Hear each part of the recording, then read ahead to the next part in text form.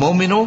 جو پاکیزہ اور عمدہ مال تم کماتے ہو اور جو چیزیں ہم تمہارے لیے زمین سے نکالتے ہیں ان میں سے اللہ کی راہ میں بھی خرچ کرو، اور بری اور ناپاک چیزیں دینے کا قصد نہ کرنا کہ اگر وہ چیزیں تمہیں دی جائیں تو بجز اس کے کہ لیتے وقت آنکھیں بند کر لو، ان کو کبھی نہ لو، اور جان رکھو کہ اللہ بے نیاز ہے، خوبیوں والا ہے۔ شیطان تمہیں تنگ دستی کا خوف دلاتا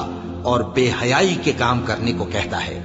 اور اللہ تم سے اپنی بخشش اور رحمت کا وعدہ کرتا ہے، اور اللہ کشائش والا ہے، سب کچھ جاننے والا ہے۔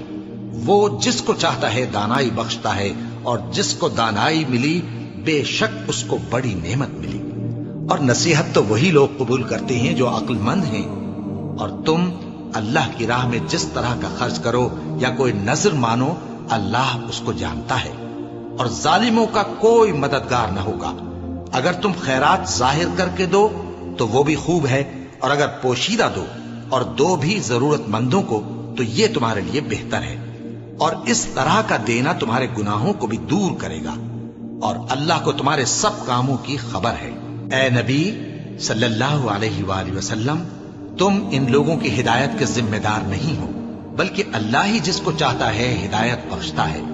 اور مومنو، تم جو مال خرچ کرو گے تو اس کا فائدہ تمہیں کو ہے،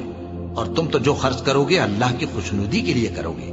اور جو مال تم خرچ کرو گے وہ تمہیں پورا پورا دے دیا جائے گا، اور تمہارا کچھ نقصان نہیں کیا جائے گا۔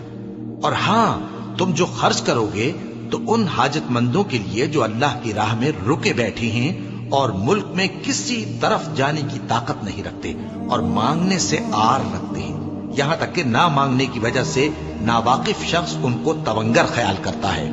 اور تم قیافے سے ان کو صاف پہچان لو کہ حاجت مند ہیں، اور شرم کے سبب لوگوں سے منہ پھوڑ کر اور لپٹ کر نہیں مانگ سکتے۔ اور تم جو مال خرچ کرو گے کچھ شک نہیں کہ اللہ اس کو جانتا ہے۔ جو لوگ اپنا مال رات اور دن اور پوشیدہ اور ظاہر اللہ کی راہ میں خرچ کرتے رہتے ہیں، ان کا صلہ ان کے پروردگار کے پاس ہے، اور ان کو قیامت کے دن نہ کسی طرح کا خوف ہوگا اور نہ غم۔ جو لوگ سود کھاتے ہیں وہ قبروں سے اس طرح حواس باختہ اٹھیں گے جیسے کسی کو جن نے لپٹ کر